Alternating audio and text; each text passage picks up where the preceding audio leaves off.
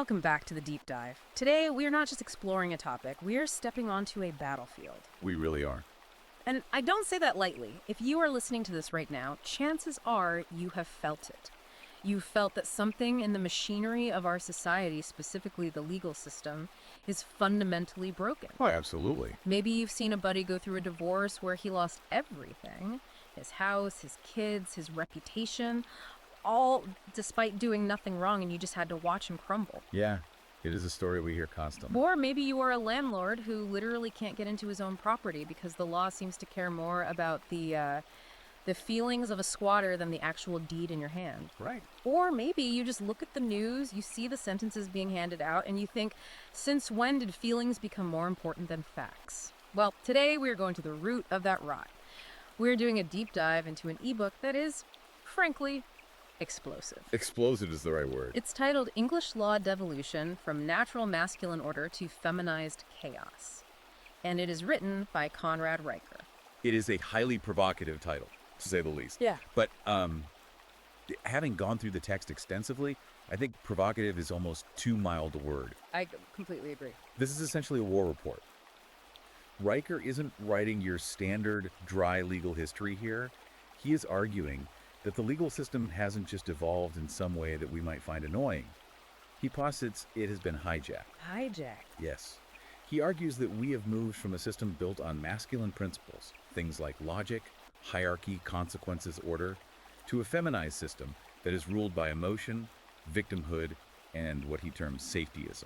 Exactly. And before we even get into the weeds here, I need to tell you, the listener, if you are the kind of person who wants to understand the why behind the madness we see in the courts and the culture, you need to own this book. It is essential reading.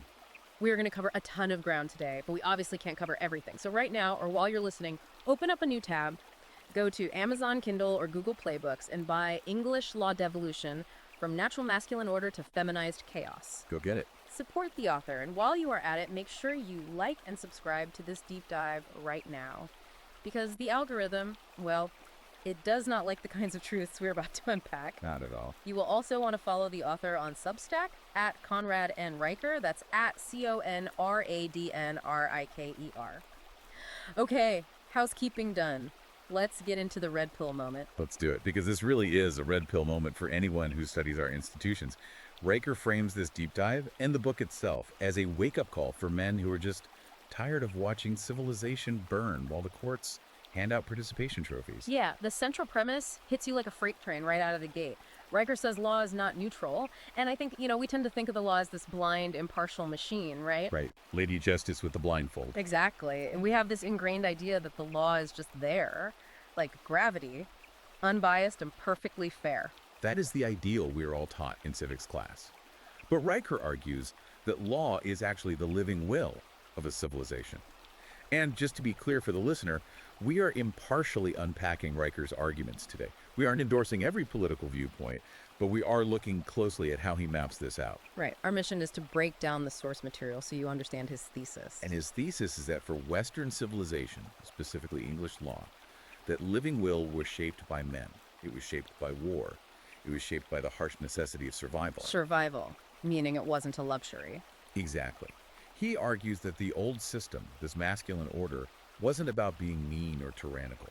It was about architecture. Architecture. I really love that analogy. It feels solid. Break that down for us a bit. Why architecture? Well, think about a bridge or an aqueduct. Riker uses the Roman aqueduct as a prime example early in the book.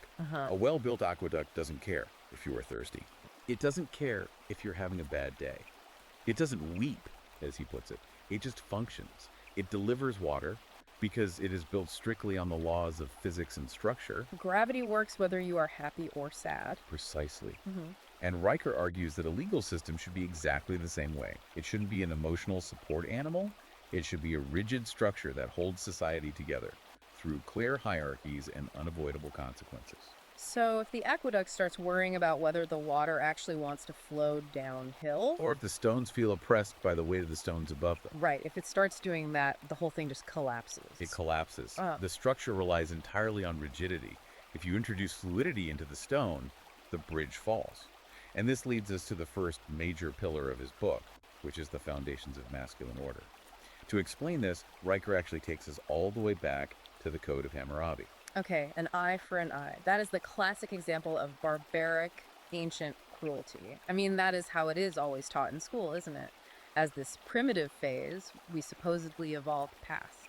It is taught that way. But Riker flips that script completely.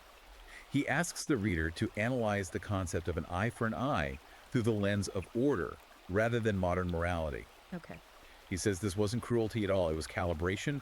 It was physics applied to human behavior. Calibration. Okay, explain that. How on earth is blinding someone calibration? You have to think about the world before written law.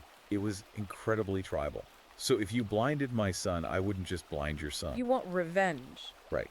I am angry. I am grieving. I might go and kill your entire family in a fit of rage. And then your cousins would come and burn my village down. Exactly.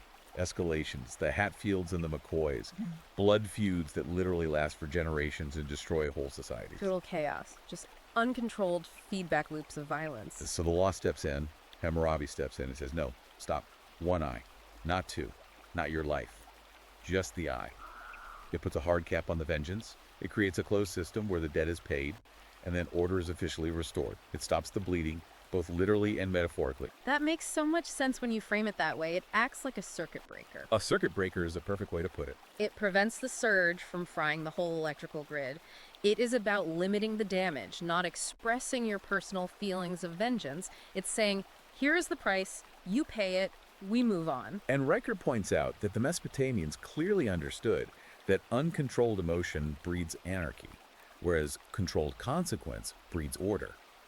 It is a masculine containment of emotional excess. And he connects this seamlessly to the Roman tradition. We really have to talk about patria potestas here. The power of the father. Now let's be real for a second. In the modern world, we hear father's authority, and we immediately are trained to think of tyranny. We think of oppression, the patriarchy with a capital P. We do. But Riker emphasizes that in Roman law, this authority was fundamentally about responsibility. The paterfamilias, the head of the household, was the judge, the jury, and the executive of his family. But why? Not because he had a massive ego or wanted to be a tyrant, but because he was solely responsible for the disorder of his house. So if his kid messes up, the dad actually pays for it. Exactly. If his son broke a window or committed a crime against a neighbor, the father paid the restitution. The father answered for it. The state didn't deal with the child at all. The state dealt exclusively with the father. That is extreme ownership. It is the idea that authority and liability are inextricably linked. You simply cannot have one without the other. Which is fascinating because Riker contrasts this with the modern feminized view, right? Where everyone wants the authority, the rights, the voice, the platform, but nobody wants the liability when things actually go wrong. That is a key distinction he makes. Today, the culture demands the freedom to act. But if it goes wrong, we want the state to bail us out. We want all the fun without the hangover. Yeah. In the Roman view, the father is the wall that protects the family from the chaos outside, but he is also the one who keeps the chaos inside from spilling out and affecting society. And Riker puts it beautifully in the text. He says, structure over sentiment. A well-built aqueduct doesn't shout. A legal system shouldn't weep. It should function. If the legal system starts weeping for the criminal, it immediately stops functioning for the citizen. That is a heavy thought. And this brings us right to the English tradition, the Magna Carta. 1215, Runnymede. I think a lot of people have this really fuzzy, romantic idea of the Magna Carta as this moment where everyone held hands and decided on human rights and modern democracy. Yeah, Riker essentially shreds that idea entirely. He calls it a proto-BLM manifesto interpretation. Proto-BLM manifesto. Which he argues is absurd and historically illiterate. Yeah. He argues the Magna Carta wasn't about universal rights or democracy at all, not even close. It was a strict contract between strong-minded barons and a king who was overstepping his bounds. So it was a labor dispute, basically, or a management dispute among the elites. It was a power check. It was entirely about enforcing hierarchy and duty.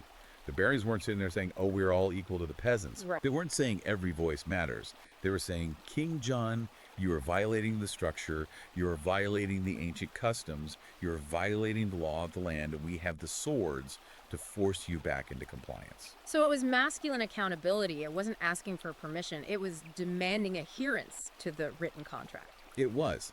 And it established that even the king is subject to the law. But the law wasn't some vague feeling of fairness or equity. It was a very rigid set of rules. And this leads right into the logic of common law. Riker talks at length about how English law was built on deductive reasoning. Like the Socrates syllogism. Right. Socrates is a man, all men are mortal, therefore Socrates is mortal. Classic logic. And Riker points out this isn't just a philosophy trick you learn in college. It was the operating system of the courts. He argues that for centuries, law was about starting with a firm principle, applying it strictly to the facts, and arriving at a necessary conclusion. A necessary conclusion. So the judge isn't sitting there thinking, well, you know, Socrates is a nice guy, he's got kids, maybe we can make an exception on the mortality thing today. Exactly. There was zero room for whim, no space for personal narrative, just truth, derived logically. If the logic holds, the verdict stands, regardless of how sad it makes us feel. And this is what Riker calls the masculine basis of law. Yes, it is binary, true or false, guilty or innocent. And this brings up Koch's doctrine. Every man's home is his castle. This is a phrase we use all the time in modern English, but I feel like we have completely lost the actual legal weight of what it means. We absolutely have. Yeah. Sir Edward Koch articulated this in 1628, and Riker reminds the reader that this wasn't poetry, it wasn't a metaphor. It was a hard legal defense of sovereignty. Sovereignty of the individual man. It meant that within the walls of your home, you were the king. The King of England's messengers could not kick down your door unless there was a literal felony in progress. It defined the home not as a shared emotional commune, which is how Riker phrases it, but as a fortress of male sovereignty. A fortress? That word implies defense. It implies hard boundaries. It implies that the outside world and the state stops at your threshold. It is the ultimate expression of property rights and privacy. But now, Riker argues, the fortress has been breached, and not by an invading army, but by an infection. And that is the perfect transition to section 2 of the book, which covers the shift. Riker calls it the devolution from reason to emotion. How did we lose that fortress? Riker's very clear on his timeline here. He says this wasn't a sudden, violent revolution. We didn't just wake up one day and the laws were different. It was a slow, deliberate infection by what he calls gynocentric ideology, which he defines as a mix of feminism, Marxism, and postmodernism. It is the classic boiling frog scenario. You turn the heat up 1 single degree at a time, and the frog just boils to death without ever jumping out of the pot. Precisely. And the core of this infection, according to the book, is the inversion of the fundamental legal question. Okay, what was the question? It used to be, is it just? But now, Riker says, the question has become, does it feel fair to the victim? Is it just versus does it feel fair? I mean, that sounds subtle to a layman, but legally, that is a massive chasm, isn't it? It's the difference between objective reality and subjective experience. Just implies an external standard, something that can be measured against a written code or a logical principle. Fair feeling is totally internal, and it's ever-changing depending on the person's mood. Right. Riker points to the case of R.V. Brown in 1993 as a critical tipping point in English law. Ah, yes. This is the one involving the, let's call them enthusiastic hobbyists. Yes. It involved a group of men engaging in consensual sadomasochistic acts. It was entirely private. There was no coercion, no permanent injuries. Everyone involved explicitly said yes. So, logically, under Koch's doctrine, my home is my castle. This should be completely fine. It is private men doing private things in a private space. You would think so, but the House of Lords ruled that their consent didn't matter. They were criminalized. Wait, I really want the listener to grasp this. So they all agreed to it. Nobody was complaining to the police. Nobody wanted to press charges. But the court stepped in and said, no, you are criminals. Why? This is Riker's key insight in this section. The court ruled that consent didn't matter because the behavior challenged the order of society. But it wasn't the masculine order of structure and boundaries. It was the new order of safetyism. Safetyism. It signaled that the state now felt completely entitled to police private consensual behavior if it found that behavior distasteful or out of control. It was the state acting as a mother hen, saying, I don't care if you want to do this, it is not good for you. So it moved from protecting rights, like the right to do what you want in your own castle, to enforcing subjective social norms. That is genuinely terrifying. It means your consent is legally irrelevant if the state thinks you are being naughty. Correct. And from there, Riker tracks the rapid rise of what he calls the therapeutic state. The therapeutic state. I feel like I live in that state every single day. Every HR meeting feels like a therapy session now. It is everywhere in our institutions. Yeah. We have seen the shift from retributive justice, which is punishment, to restorative justice and transformative justice. Healing circles. Healing circles instead of prison cells. Riker argues this represents the death of mens rea, which is the legal concept of the guilty mind. Break that down for us. In traditional law, to be guilty, you had to intend to commit the crime. If you accidentally bumped into someone on the street, it wasn't assault because there was no intent. But now, with things like the Racial and Religious Hatred Act of 2006, you can be prosecuted for offending feelings completely regardless of your intent. Let me get this straight. So if I say something, and I mean no harm whatsoever, maybe I am just stating a statistical fact or personal opinion, but you feel harmed by it, under this new framework, I am guilty. In the eyes of the therapeutic state, yes. The victim's feeling defines the crime, not the perpetrator's intent. The locus of the crime has shifted from the action of the accused to the emotional reaction of the accuser. That is the ultimate weaponization of feelings. If my legal safety depends on your emotional state, I am never safe. I am always at your mercy. You could just decide to be offended. And that is exactly the point Riker is making. The power dynamic shifts entirely. He quotes the Lord Chief Justice in 2022, who actually called for empathy-based justice. Empathy-based justice. Yes. And to Riker, and frankly to anyone who deeply understands the history of common law, that is an absolute contradiction in terms. Justice is supposed to be blind. Empathy is inherently biased. If a judge is empathetic, they are naturally siding with the person who cries the loudest or looks the most pathetic. And who usually cries the loudest in these legal scenarios. It is rarely the stoic man. Exactly. Riker argues this system naturally, almost biologically, selects against stoicism and masculinity. Judges are viewed now as approval-starved therapists, rather than cold, objective arbiters of law. They want to be seen as kind rather than just. It is an ideological shift where the judge is essentially performing for the audience, validating their emotions. Okay, let's talk about where this really hits the ground for a lot of guys listening. Property. Oh, yes. Section 3 of the book deals with the destruction of property and contracts. This stuff makes my blood boil because it is so tangible. This is the stuff you work your whole life to build. It should make you angry. Riker presents some very stark data here to back up his claims. He notes that 68% of rental properties in England are owned and managed by men, Okay. but 82% of tenant advocacy groups are female-dominated. Wow. So you have men owning the land, taking the financial risk, and women running the political groups that want to control that land. Riker argues this imbalance isn't accidental at all. It is purely ideological. He frames modern legislation like the Renters Reform Bill and the attack on Section 21 evictions as land grabs disguised as compassion. Give us the anecdote about the Bristol landlord. I think that really paints the picture of what this looks like in practice. It is a tragic story. Riker writes about a landlord in Bristol, a quiet, hardworking man in his 60s.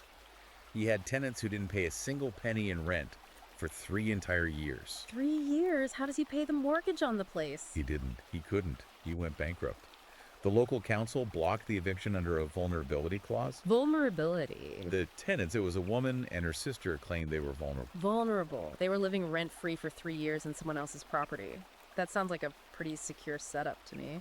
But in the eyes of the feminized law, their emotional and social vulnerability completely trumped his legal documented property rights.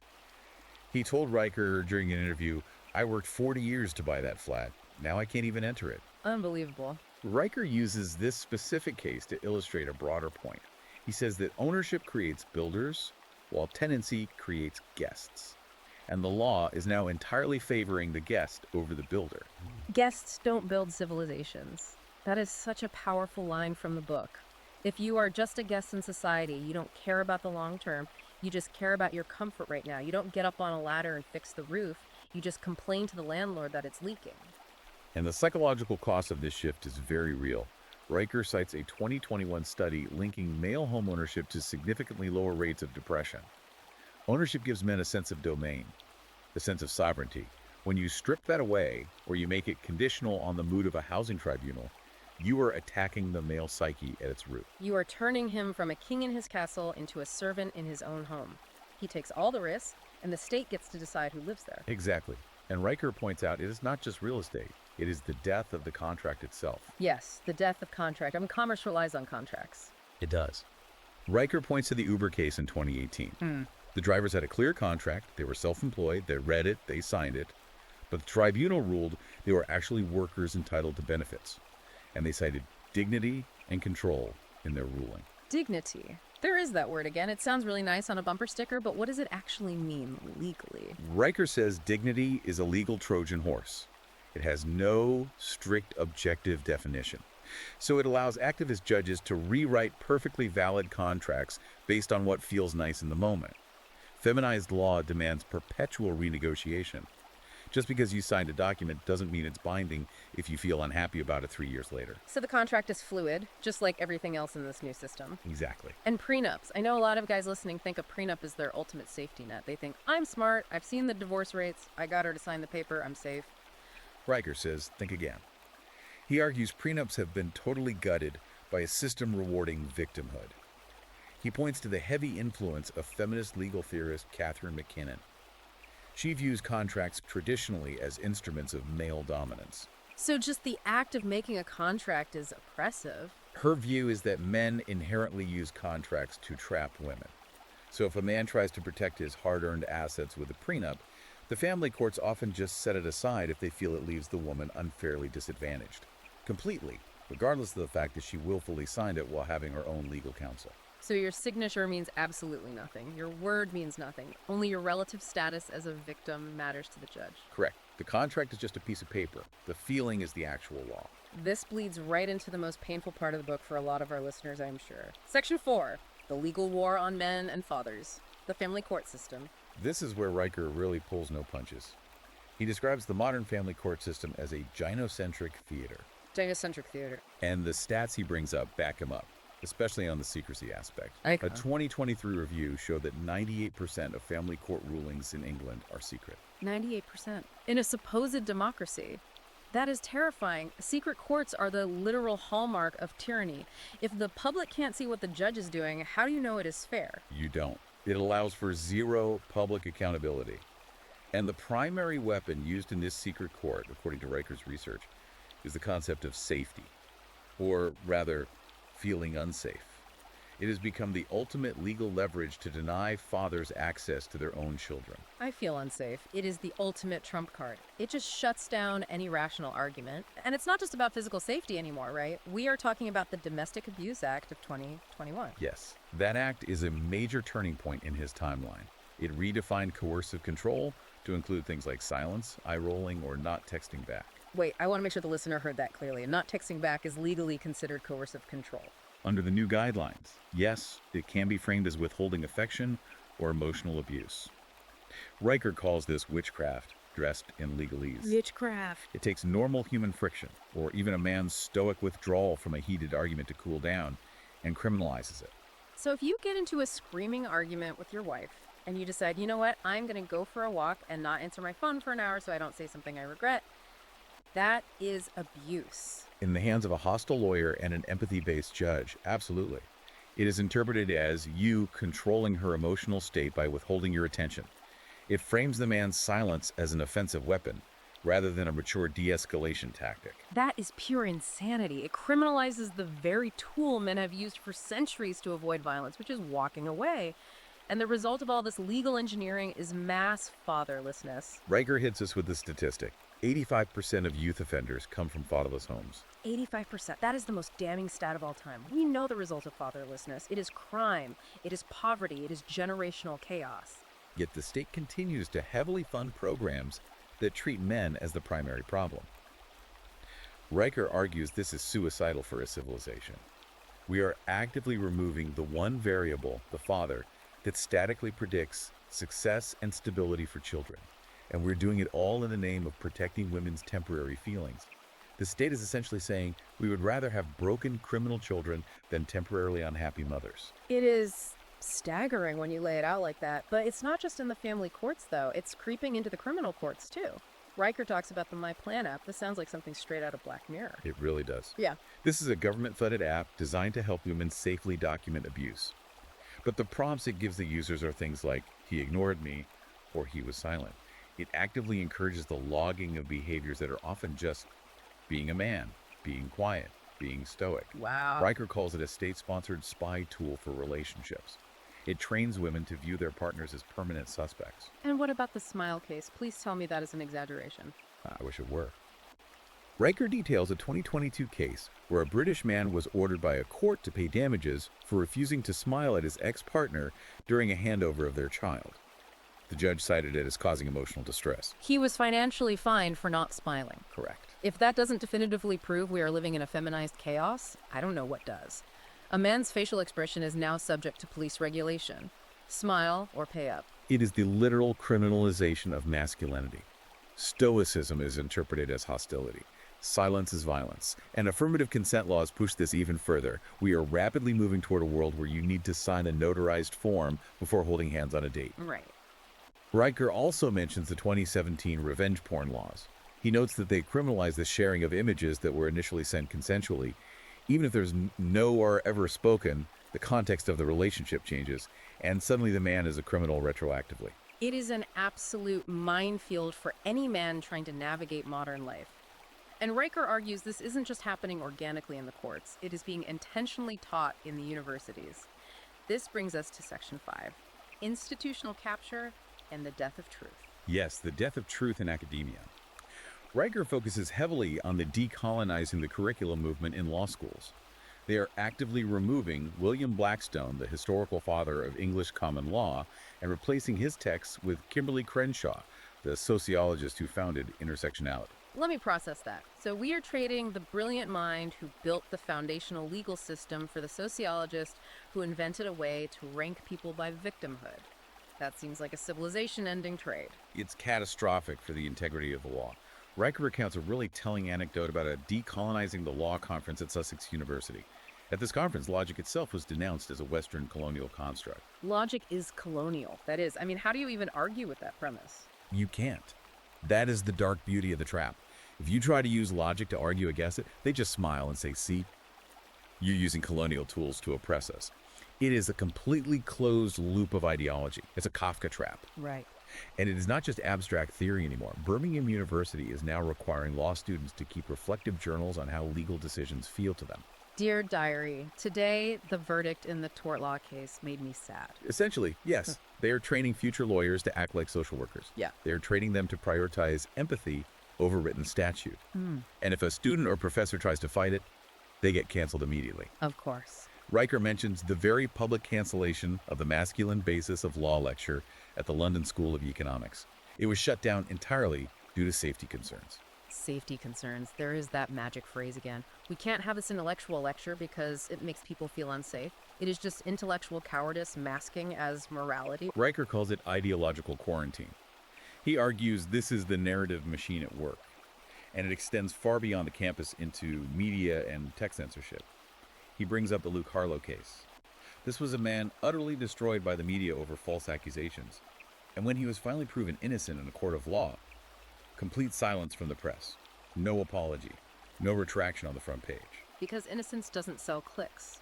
Anger and outrage sell.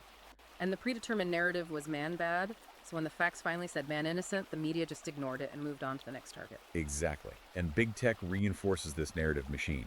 Riker claims that Google algorithmically buries men's rights forums. He specifically mentions a site called Legal Insight UK being actively pushed down to page 10 in search results, while feminist advocacy sites are artificially boosted to the top. Which completely controls what the average person thinks is the consensus. Right. He also brings in the Twitter files, showing how legal journalists like Scott Greer were shadow banned for simply criticizing gender ideology in the law. And Riker draws a very chilling parallel here to China's social credit system. This was the part of the book that really kept me up at night. He says we are currently building a Western version of the social credit system. Yes. But instead of being run overtly by the Communist Party, it is run covertly by algorithms that are trained on feminist grievance data. If you are flagged as toxic or misogynistic by an AI because you posted a thread about fathers' rights, you could be shadow banned, debanked, or socially ostracized without ever facing an accuser. It's a digital panopticon. It is a panopticon designed to enforce the new feminine order.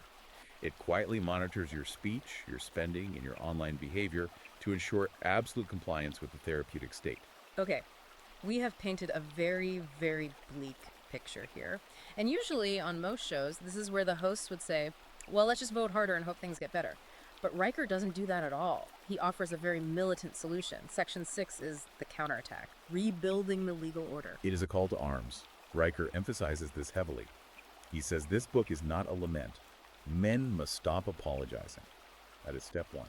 Stop saying sorry. Stop apologizing for being male. Stop apologizing for being strong. Stop apologizing for wanting order and hierarchy. Riker proposes something very specific structurally: the Men's Legal Association. A brotherhood of lawyers. Yes, a formal, tight-knit network of judges, solicitors, and barristers who explicitly reject the feminized order and commit themselves to restoring natural masculine law. He wants to bypass the captured institutions and revive the guild system. Like the old Inns of Court in London. Exactly like that. Bypass the modern universities completely. Bypass the ideological reprogramming of modern law schools. Bring back the old model of apprenticeships where young men learn cold logic, classical rhetoric, and ethics directly from older, experienced men. Iron sharpening iron. Precisely. Yeah. Creating a parallel structure, because the old one is simply too rotten to save from within. That is a brilliant strategic idea. If the university well is poisoned, stop drinking from it.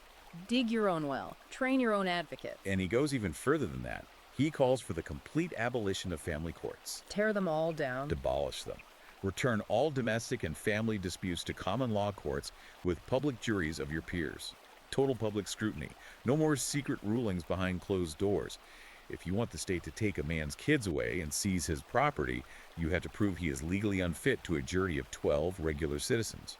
Not just convince a single state-appointed judge who just finished an empathy training seminar. Sunlight is always the best disinfectant. Make them make these arguments in the light of day. Exactly. And then Riker pivots to the individual listener. What does he say to the guy listening to this podcast right now? He outlines the individual's duty. Refuse to accept false accusations.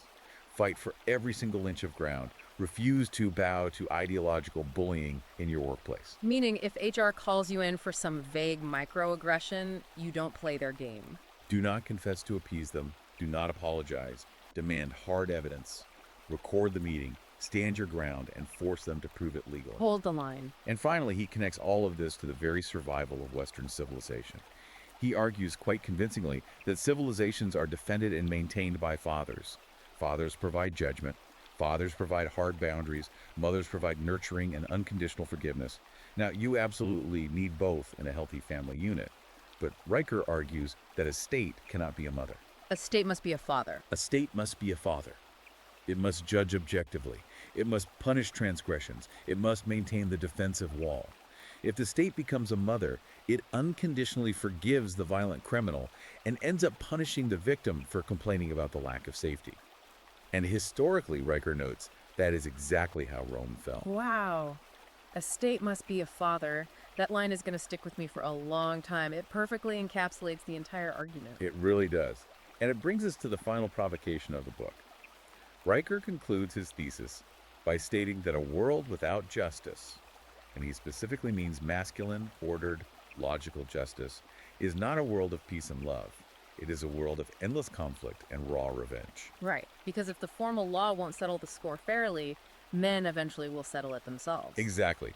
Nature abhors a vacuum. If the aqueduct stops delivering water, people will eventually smash the stones to get to the river.